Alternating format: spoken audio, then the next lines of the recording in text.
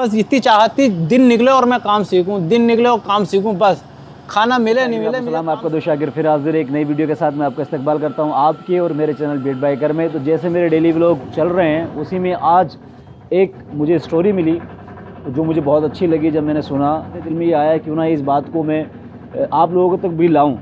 जिस भाई की कहानी है, इस कहानी से हमें बहुत कुछ सीखने को मिलता है, तो क्यों ना हम भी कुछ सीखें और आप भी कुछ सीखें इस बंदे की इस कहानी से। तो आज जो हमारे टॉपिक रहेगा वीडियो का वो ये रहेगा कि एक इंसान, एक आदमी अपनी ज़िंदगी को किस तरीके से मुश्किलों से निकाल कर आसानी की तरफ ला सकता है, अपने बिगड़े हुए हालातों को अच्छे हालातों की तरफ ला सकता है, और वो किस तरीके से अपनी मेहनत के ज़रिए अपनी किस्मत को चमका सकता है। तो इसी में मैं आपको मिलाना चाहूँगा हमारे भाई। आपने मेरी कई वीडियो में इनको देखा होगा, कई वीडियो में ये मेरे साथ रहे हैं। हमारे सलीम भाई माशाल्लाह, यहाँ देख रहे हैं आप माशाल्लाह, ये वो मेहनती चेहरा है, ये वो मेहनती हाथ हैं जिसने अपना बचपन और अपनी जवानी मेहनत को के लिए कुर्बान कर दी, और उस मेहनत का ये इनको अजर मिला कि आज ये अल्लाह के सिवा किसी के मोहताज नहीं है। तो आज हमारे सामने हमारे सलीम भाई मौजूद हैं जो एक मेहनत की मिसाल हैं। को बता दूं इनका जो काम है वो काम है जो हर किसी के बस का काम नहीं है।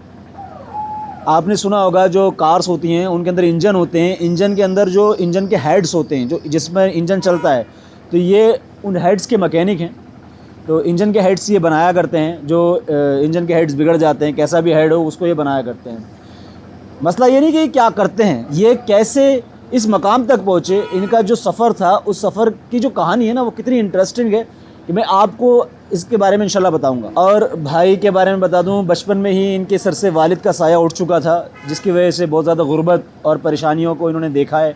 मैंने जो उनके मुंह से सुना और लोगों से सुना कि किस तरीके से आपने जाकर मेरठ के अंदर काम किया, इनके पास रहने के लिए जगह नहीं थी। तो जब मुझे पता चला कि ये वहाँ पर कोई मेट्रो प्लाज़ा था, उसकी छत पर जाकर सोया करते थे। सर्दी, बारिश, गर्मी, सारे मौसमों में वो वहाँ जाकर सोया करते थे।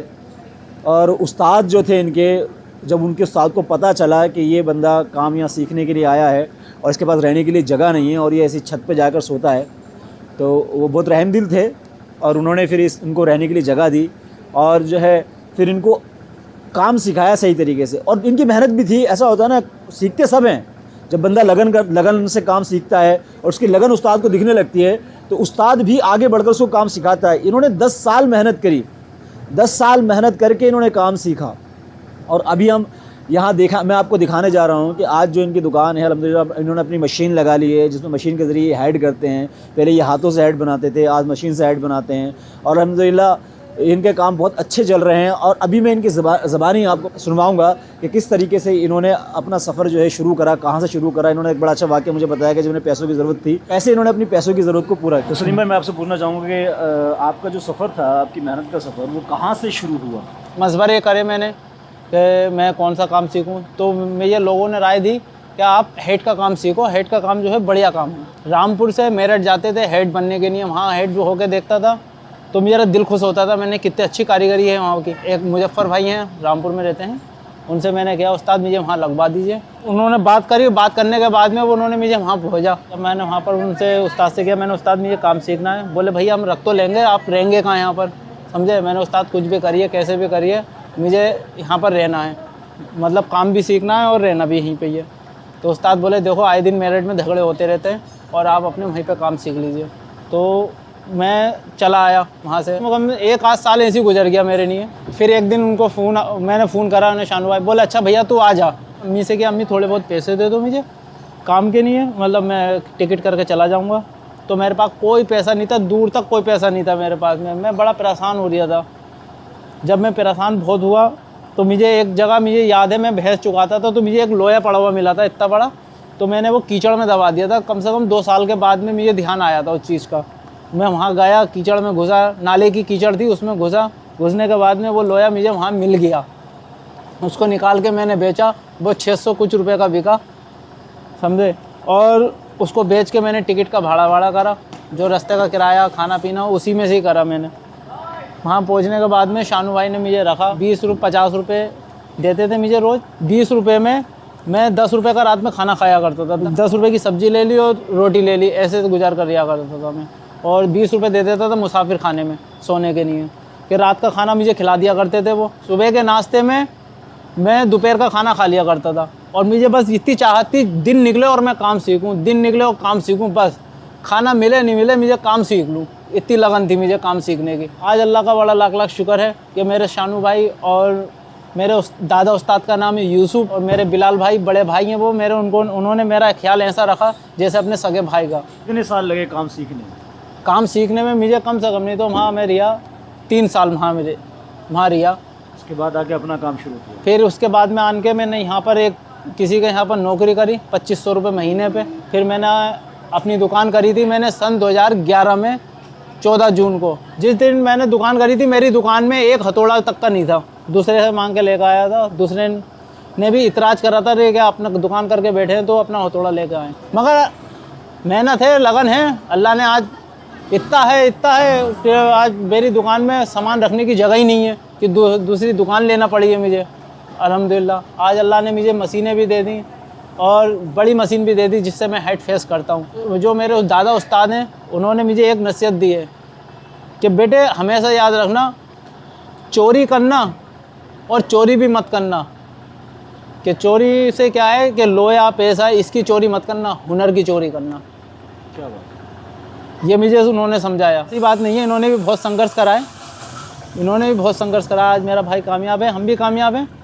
दोस्तों हर संघर्ष और एक मेहनत कश की कहानी जो है हमें बहुत कुछ सिखा जाती है। जैसे कि हमने सलीम भाई की कहानी सुनी, इनकी कहानी से हमें बहुत सारी चीज़ें सीखने को मिली।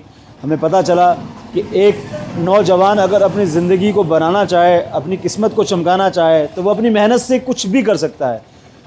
काम कोई छोटा या बड़ा नहीं होता है, आपकी मेहनत आपके काम को चमकाती है। सलीम भाई की बातों से और उनकी आज इस कामयाबी से ये साबित हुआ है कि आप किसी भी काम को पकड़ें, उसको मेहनत से सीखें, मेहनत से करें, उस हुनर को अपनी ज़िंदगी में अपनाएं और उस हुनर के ज़रिए अपनी किस्मत को चमकाने की कोशिश करें तो कामयाबी आपके कदम चूमेगी। तो मैं अभी दिखाना चाहूँगा आपको सलीम भाई की शॉप जहाँ पर वो ये सारे काम करते हैं। उन्होंने अभी हाल ही में एक मशीन ली है, मशीन लगवाई है माशाल्लाह। तो यहाँ पर देख सकते हैं ये एक फेस करने की मशीन है, जो हेड होते हैं गाड़ियों के इंजन के, उनको यहाँ पर फेस किया जाता है, जिस पे गैस्केट लगती है उसको। ये अच्छी खासी महंगी और बड़ी मशीन है। और यहाँ देख सकते हैं कि एक ये शॉप है और जस्ट इसके बराबर में भी एक शॉप है। यहाँ पर ये देख रहे हैं एक ट्रक का हेड रखा है जिसको ये सुबह को इसको बनाएंगे। तो और यहाँ पर भी देख सकते हैं कि यहाँ बराबर में भी एक शॉप है इनकी, जिसमें इनका सारा सामान बंद है अभी। तो दोस्तों सलीम भाई ने एक बड़ी अच्छी बात बताई थी और वो बड़ा सबक वाला मामला है कि लोग बोलते हैं चोरी, मैं बोलता चोरी नहीं करनी चाहिए।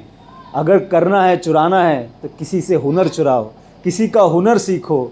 और मेरा अपना ये मानना है कि कोई भी दुनिया का ऐसा काम नहीं है जो इंसान नहीं कर सकता। और मैं ये कहता हूँ कि हर वो चीज़ सीखो जो चीज़ तुम्हें ज़िंदगी में किसी न किसी मौके पर काम आ जाए, चाहे वो मेडिकल लाइन हो, चाहे वो इंजीनियरिंग की लाइन हो, चाहे वो कैसी भी लाइन हो। आप हर लाइन का कोई ना कोई ऐसा काम सीखिए जो आपकी ज़िंदगी को बनाए, जो आपकी किस्मत को चमकाए। तो सलीम भाई की तरफ से मैं जितने भी मेरे व्यूवर्स हैं, उसमें नौजवान जितने भी नौजवान हैं, मैं उनको ये बताना चाहूँगा और उनसे अपील भी करना चाहूँगा कि अपनी ज़िंदगी, खुदारा अपनी ज़िंदगी के बारे में सोचें।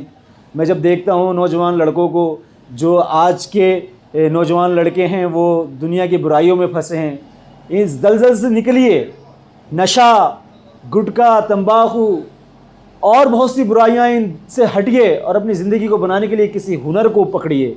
अगर आप पढ़ाई कर रहे हैं तो पढ़ाई दिल लगा कर करिए, कोई हुनर सीखिए, हुनर के ज़रिए अपनी किस्मत को चमकाने की कोशिश कीजिए। मेहनत अपनी ज़िंदगी का एक ऐसा हथियार बना लीजिए कि जिसके ज़रिए आप अपनी हर परेशानियों को हल करते हुए आगे निकल जाएं। तो दोस्तों आज की वीडियो में इतने ही कुछ, कल फिर मिलूँगा इंशाल्लाह मैं एक और अच्छी वीडियो के साथ। हो सकता है कि हम कल शिकार पे चले जाएं सलीम भाई के साथ और कल एक शिकार की वीडियो आ जाए। तो जो भाई मेरे नए हैं उनसे इल्तिजा है कि चैनल को सब्सक्राइब ज़रूर करें, वीडियो अच्छी लगती है तो लाइक करें, शेयर करें, ताकि सलीम भाई की कहानी लोगों तक जाए और पता चले लोगों को कि हमारे हिंदुस्तान के अंदर, और हिंदुस्तान के एक गोशा है रामपुर के अंदर, ऐसे मेहनती लोग भी हैं जिन्होंने अपनी ज़िंदगी को, अपनी किस्मत को अपनी मेहनत के ज़रिए चमकाया है और इस मकाम पर लेकर आए हैं कि जिनके पास खाने के लिए रोटी नहीं हुआ करती थी और अपनी मेहनत से आज उन्होंने अपने लिए एक दुकान खड़ी कर ली, अपने लिए बढ़िया काम कारोबार बना लिया और आज अल्हम्दुलिल्लाह इन्होंने शादी भी की है, अपने इनके बच्चे भी हैं और सारे काम इनके अल्हम्दुलिल्लाह चल रहे हैं। तो इसीलिए कि बंदा किसी के आगे हाथ ना फैलाए, बंदा अल्लाह के अलावा किसी के आगे हाथ ना फैलाए, अपनी मेहनत के ज़रिए इन हाथों की लकीरों से अपनी किस्मत को चमकाए। दोस्तों अल्लाह हाफिज़, दुआ खैर में याद रखिएगा।